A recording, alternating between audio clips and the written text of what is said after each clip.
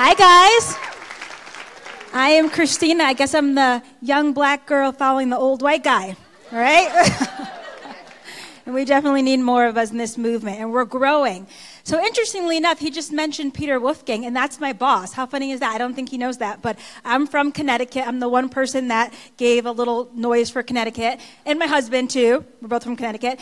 And I actually work for the Family Institute of Connecticut, and I'm also a pro-life activist. I'm really excited to be with you guys today. So, Love Saves Life. I want to tell you an amazing story about a very loving woman, and I think that it will inspire you and move you to action.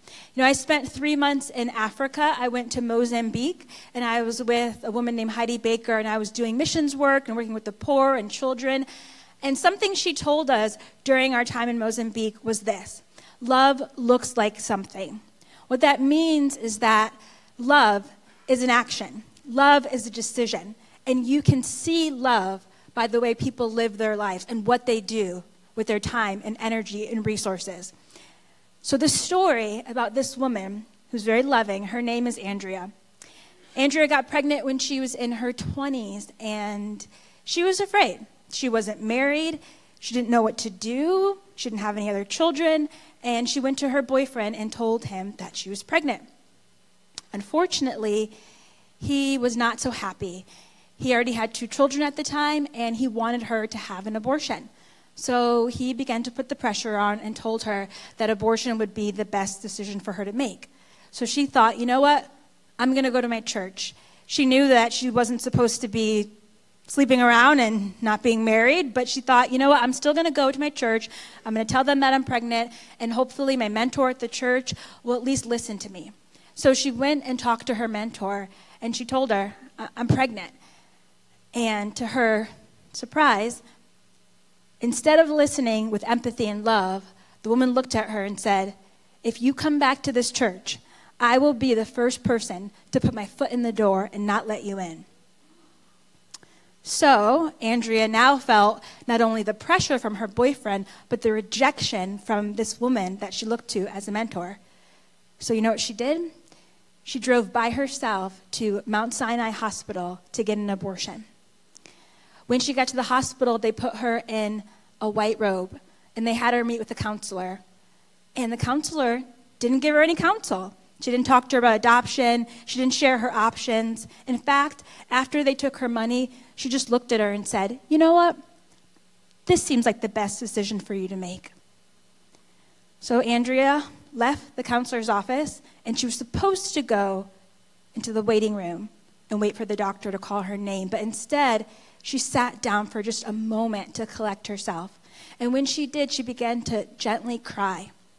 And there was an African-American woman, a janitor, on the other end of the hallway, and she saw her crying. And she walked up to her, and she lifted up her chin and said, do you want to have this baby? Andrea said her eyes were like pools of water, and when she looked into her eyes, she just said, yes, yes. So the woman said, God is going to give you the strength to have this baby. She told her to put her clothes on and to leave.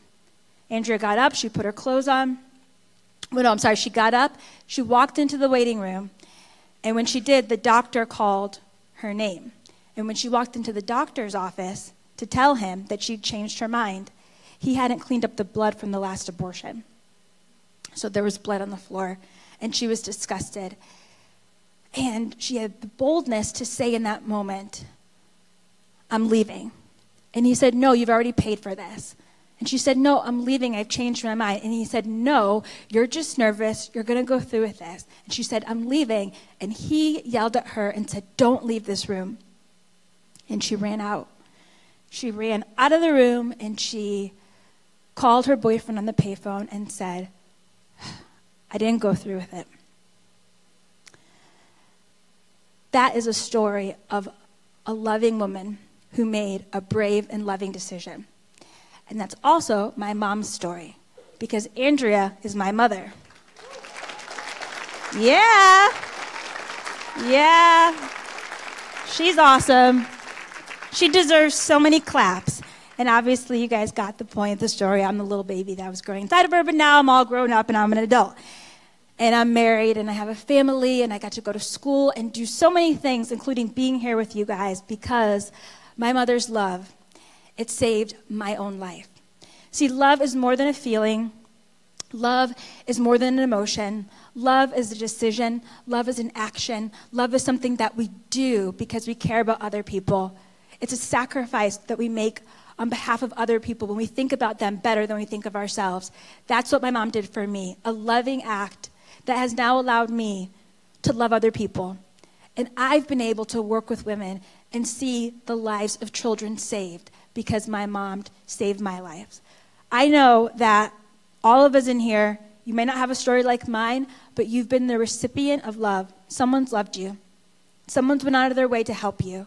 And so today, what we're going to do, and tomorrow, and the rest of this weekend, we're going to give back that love. When we march, when we pray, when we speak, and when you guys go back to your school, you're going to declare the message that love saves lives because love is worth it. So thank you, guys.